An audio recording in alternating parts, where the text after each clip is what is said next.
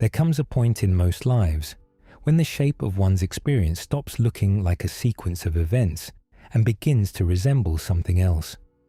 A pattern emerges. Losses arrive at ages where they reconfigure everything. Insights arrive after long droughts and never before. Breakdowns are followed by reconstructions that, looking backward, seem too precisely arranged to have been chance. The official explanation is that the mind looks for patterns where there are none. Most people accept this account, but there is a part of them that does not. This is the collision. The daily report says randomness, and something underneath says structure. Both cannot be true at the same time. What follows is not psychology and not religion. It is what a number of very old institutions taught before they were closed or absorbed or burned, about a third possibility, that the events of a life are neither chaos nor decoration.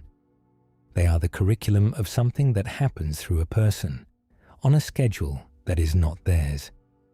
These institutions were called the mysteries. Eleusis on the Greek mainland, Samothrace in the northern Aegean, the Pythagorean houses in Croton on the southern coast of Italy, the Hermetic circles in Alexandria, the Orphic communities scattered through the Greek world. They left almost nothing in writing. What survives, in fragments and hints, and the cautious accounts of those who had been initiated, suggests that they understood something modern thinking does not yet have a category for. And what they understood is what the title of this video is pointing to, but not yet saying. The first thing to set down is what these schools were not. They were not philosophical academies. Aristotle's Lyceum trained reasoners. The mysteries did not. They were not religions in the modern sense. There was no congregation, no faith requirement, no doctrine to be confessed. Plutarch, who was himself an initiate at Delphi and at Eleusis, wrote that what one received in the mysteries could not be taught, only undergone. The Greek word he used, ipopteia, does not mean knowledge. It means seeing, the state of having seen. What they offered then was not information. It was an arrangement of conditions inside which a specific change would happen to the person who entered. The schools were instruments. The student was the material being worked. This is the thing to hold steady against the modern picture of ancient wisdom traditions. The mysteries did not believe wisdom could be possessed or acquired. They believed it could be undergone. And undergoing it required structure, stages, durations, prerequisites, periods of withdrawal, periods of return.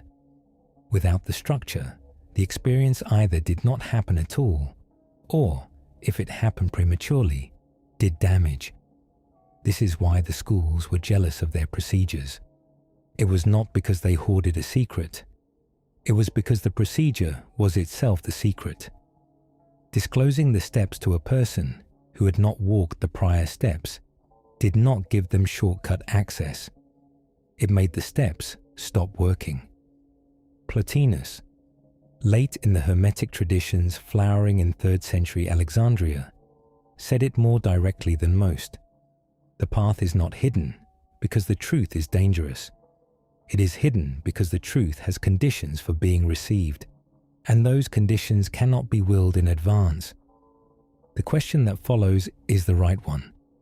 If the schools were not protecting privileged knowledge, why did they conceal what they did?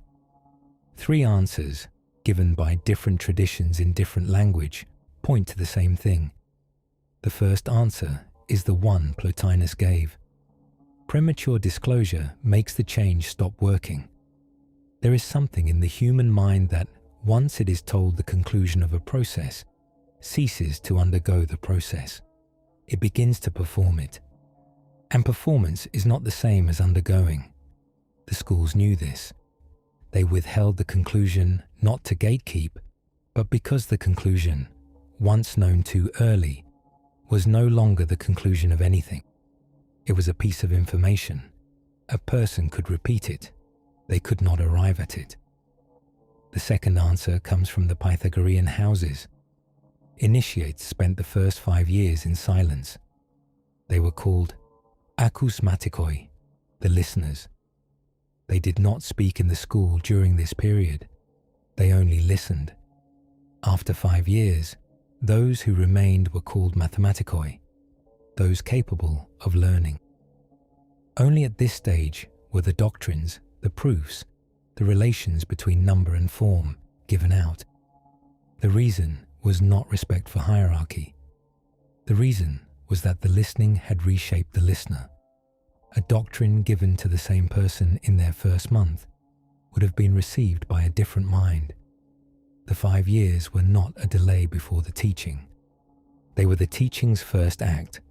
The third answer is the Eleusinian one, and it cuts the deepest. The Eleusinian mysteries had 2 stages, separated by a year. The lesser mysteries, held in the spring at Agrai, outside Athens, were a preparation. The greater mysteries, held in the autumn at Eleusis, were the central rite. Between them, an initiate carried the preparation through a full agricultural year, a winter, a planting, a harvest.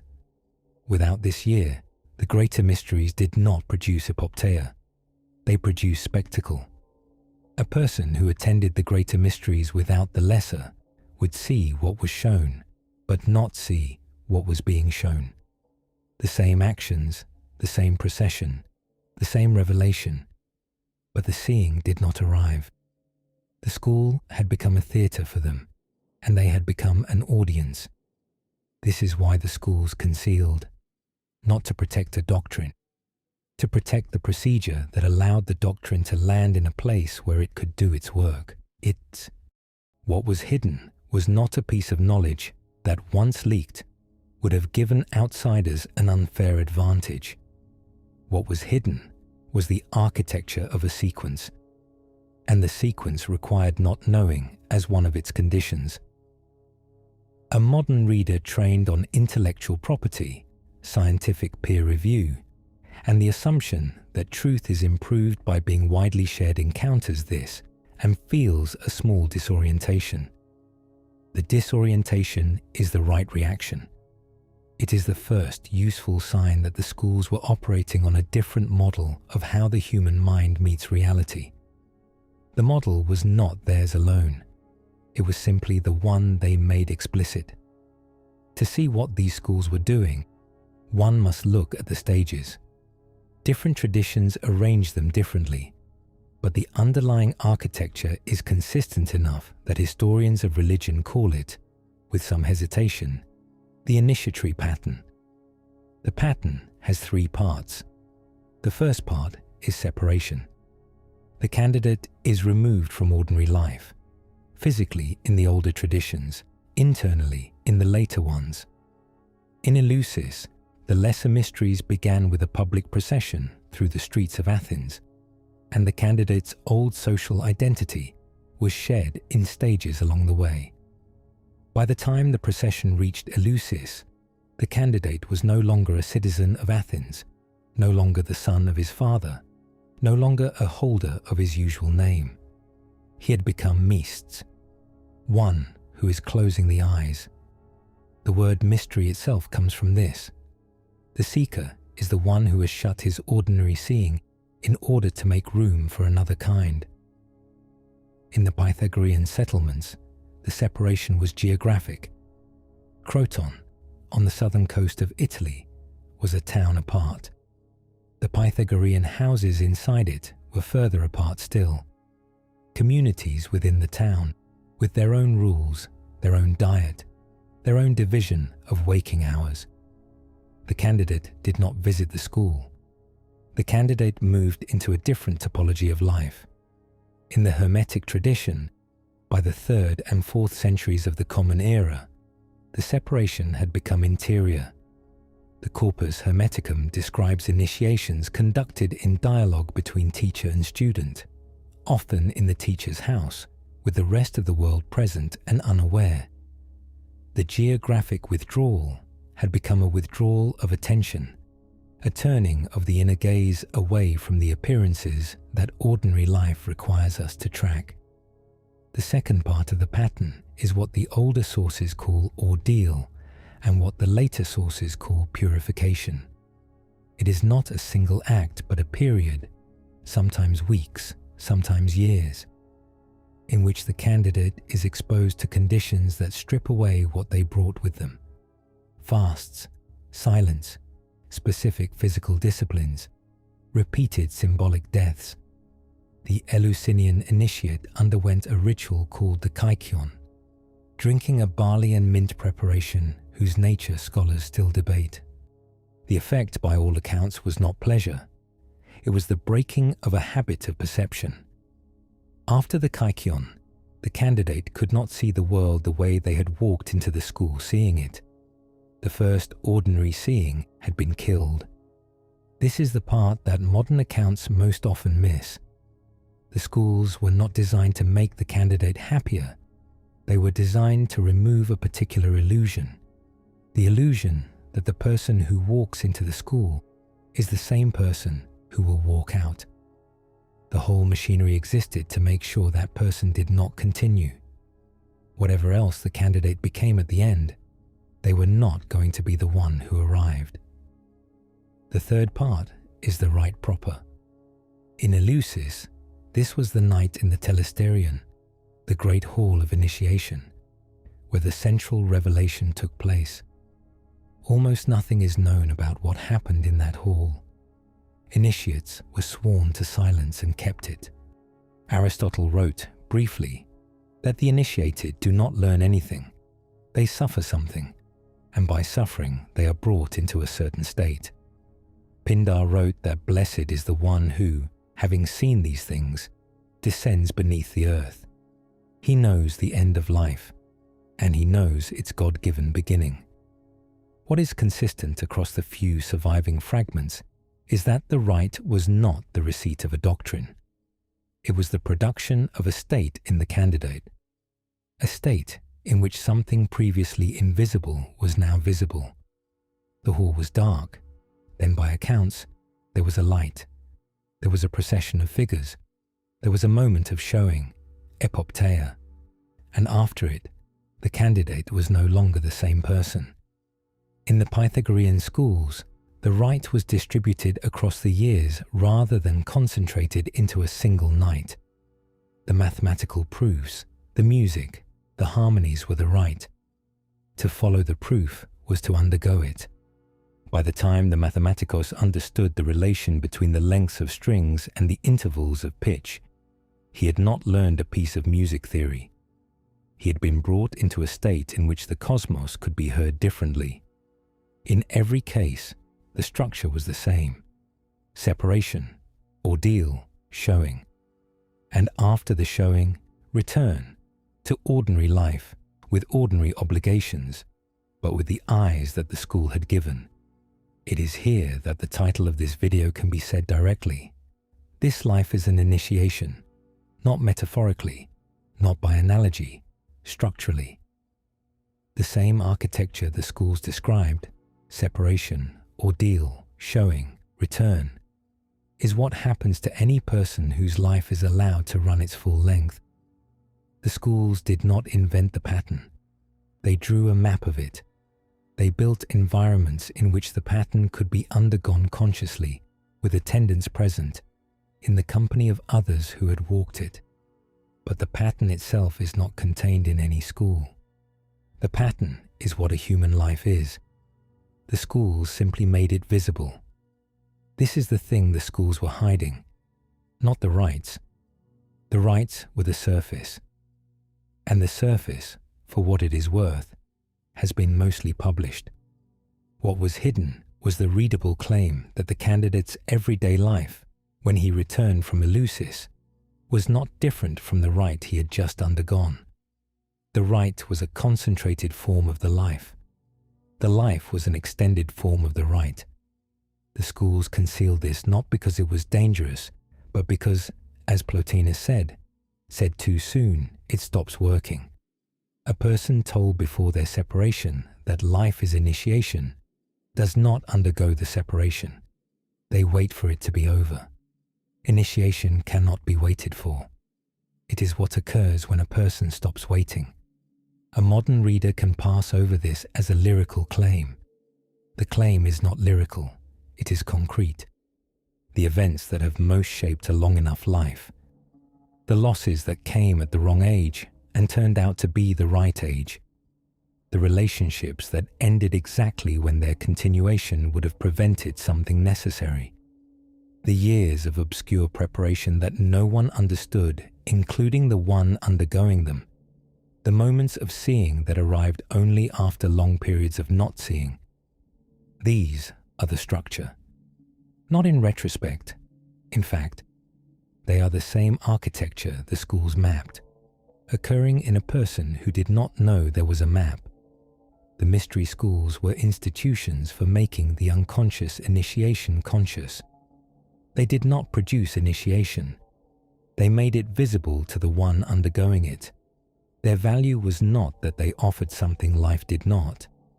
Their value was that they offered, briefly, a place to see what life was already doing. This is where the question that should have been asked at the beginning, but could not be, comes back. If life is the initiation, what is being initiated, and into what? The schools answered the second part more clearly than the first.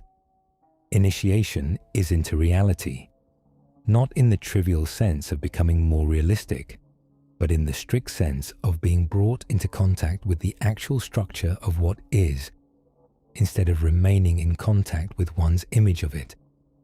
The Eleusinian epopteia, the Pythagorean perception of harmonic proportion, the Hermetic ascent through the spheres, all of them, in their own vocabulary, point to the same shift. A condition is removed from the seeing. Something becomes visible that was technically always there. The first part of the question is harder, and the schools were more careful with it. What is being initiated is not the candidate's everyday self. It is something else, present in him, that the candidate ordinarily takes for the everyday self by mistake. The schools did not give it a name that has translated well. The Greek mysteries called it the daemon. The Hermetics called it the nous. The later traditions, after the Christian absorption, called it the soul and lost most of what the older words carried. What is initiated is the watcher in the candidate, the one who was already watching when the candidate decided to enter the school, and who will still be watching after he leaves. The candidate does not become the watcher. The candidate becomes available to the watcher. This is the inversion the schools were protecting. The aim of initiation was not to elevate the candidate. The aim was to dissolve the candidate sufficiently that what was already inside him could begin to operate. The schools were not educational. They were corrosive. They removed what was in the way. It is at this point that something can be said to the one watching this video. There is a chance, small but not negligible, that the reason this material has come into your attention now is not random. Not in the cosmic sense, not as a sign from beyond, but in the simpler structural sense the schools described. A piece of information about an ongoing process tends to surface to the consciousness undergoing the process when the process has reached a stage where the information will land.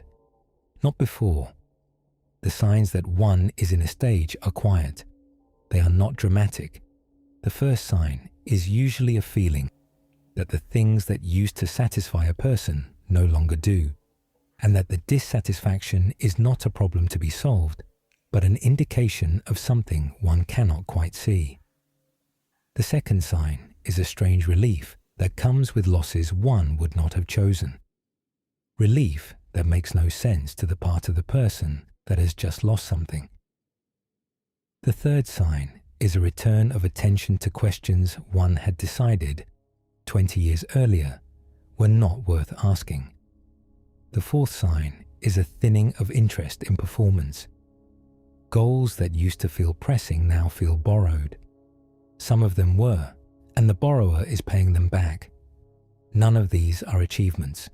They are not signs of being chosen, advanced, or special.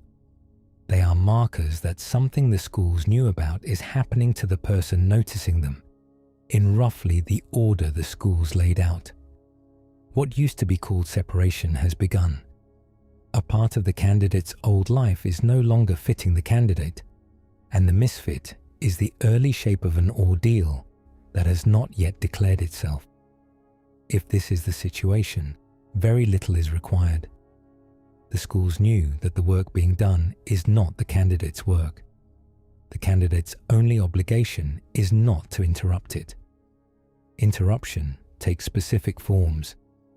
Chiefly, the rush to feel better before the discomfort has finished what it is doing, and the urge to explain the experience too quickly to other people, who will reduce it to something more manageable. Both are ways of stopping the process. The schools placed the candidate among others who would not stop it. That is what the school was for. There is no school now. Or more precisely, there are many institutions that take the name and few that retain the function. What is still available is the recognition. The recognition that the process is real, that it has stages, that the stages take their own time, and that nothing is being missed when nothing seems to be happening. Those long, flat stretches were the place where the actual transformation occurred in the older traditions too. No initiate at Eleusis was busy during the year between the lesser and the greater mysteries. The year was busy with him. The schools closed. Eleusis was destroyed by Alaric's Goths in the year 396 of the Common Era, and the central rite that had been performed continuously for nearly 2,000 years was performed for the last time and never again.